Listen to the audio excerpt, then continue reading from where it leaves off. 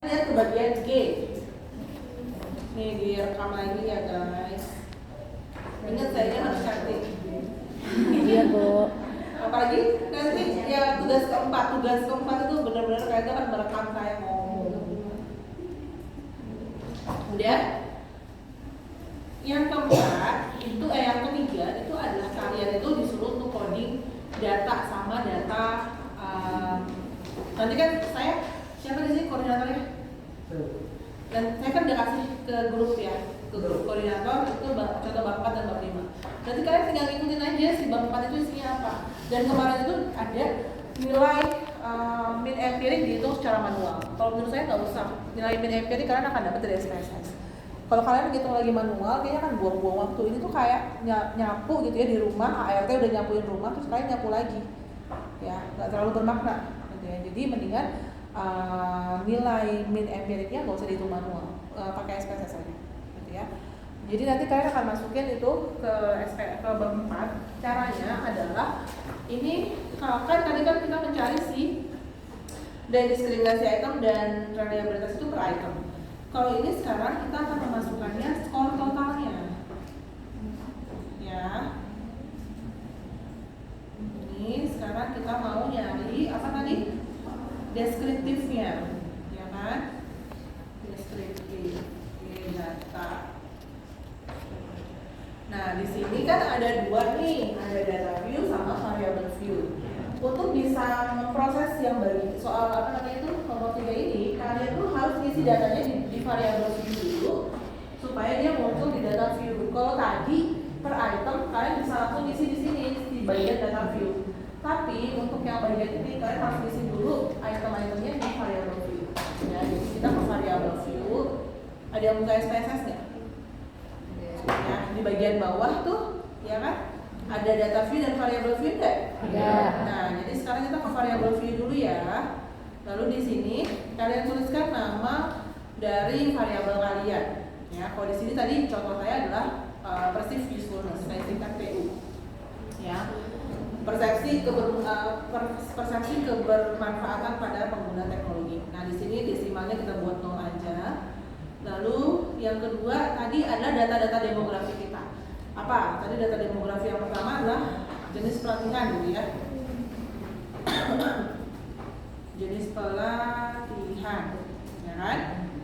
Nah, jenis pelatihan tadi kan beranak pinak, ya enggak? Ya kan? Ada latihan untuk manajer, staff, sama supervisor. Yang tadi sudah kita rubah nilainya jadi 1, 2, 3. Ingat nggak? Ya kan? Atau apa? Pendidikan deh ya yang paling relevan dengan kalian. Pendidikan gitu ya. Pendidikan, ya kan? Nah, di sini ada yang namanya value. Lihat ya? Ya kan? Nah, itu di situ tulisannya nah. Nah, sekarang, Bu, kenapa yang perceived usefulness Ibu nggak isi value-nya? Kenapa?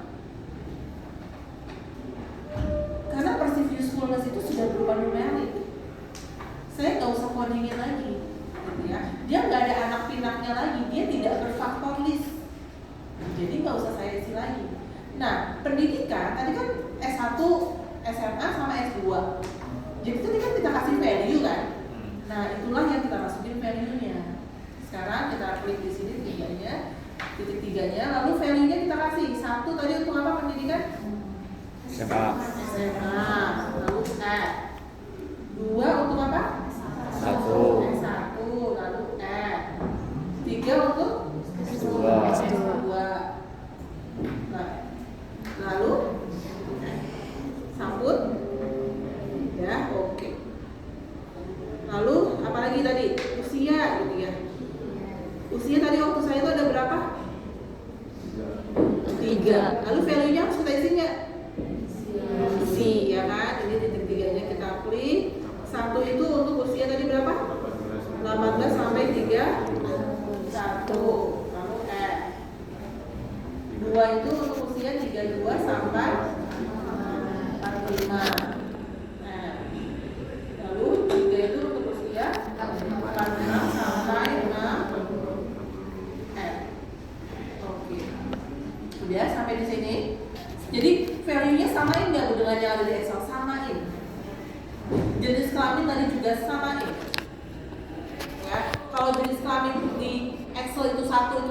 ya di sini juga 1 untuk perempuan. Kalau 1 untuk laki-laki ya di sini juga 1 untuk laki-laki. Jadi samakan ya, jangan beda. Oke? Lalu kita balik lagi ke data view. Nah, ketika kita balik ke data view, udah ada tuh variabelnya, pendidikan, sama usia. Ya kan? Lalu kita tinggal masukin nih data ini dari si Excel yang tadi. Ini nih, ya. Karena ini saya langsung isi untuk ini ya. Jadi skor totalnya yang saya copy. Ini copy, masukin ke variabel.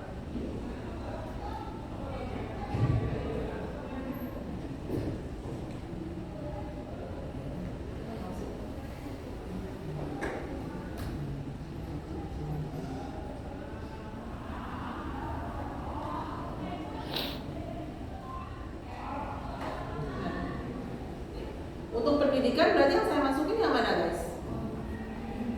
Pendidikan yang saya masukin yang ini atau yang ini? Yang coding. Yang 21. Iya, ya, yang ini. Ya. Pinter. Wah, Tadi bingung.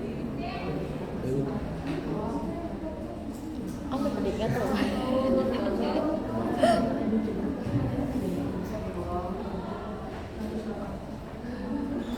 Copy.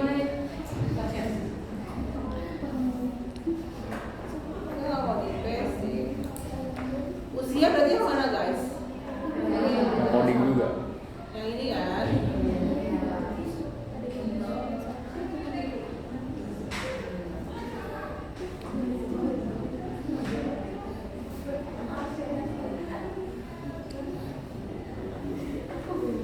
Nama gak usah ya, nama itu gak usah, jenis apa namanya itu, inisial tuh gak usah.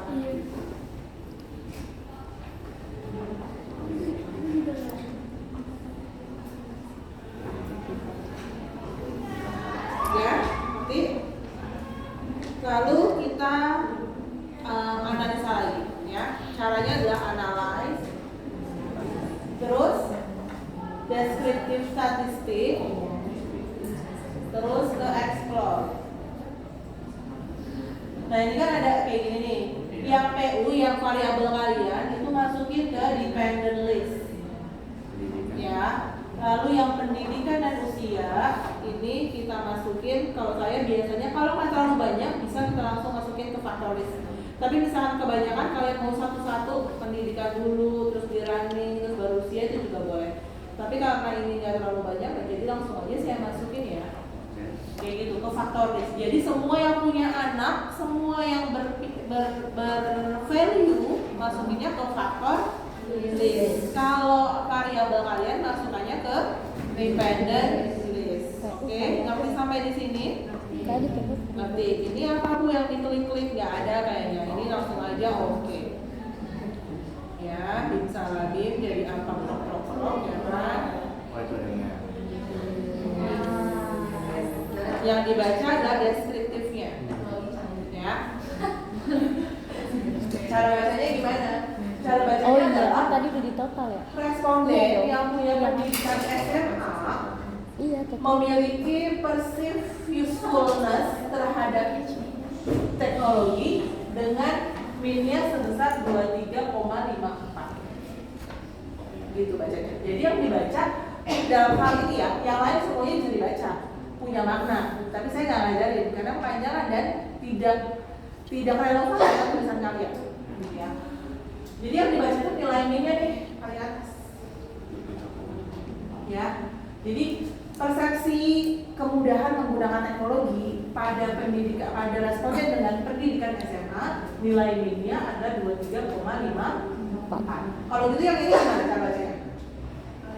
Persepsi penggunaan teknologi, persepsi kemudahan penggunaan teknologi pada responden dengan pendidikan S1, nilai minnya adalah 23,07. gitu bacanya. Ya. Terus apa maknanya Bu?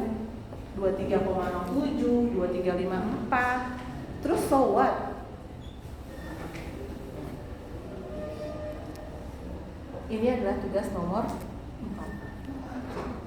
Ya, jadi nomor 3 cuma sampai sini.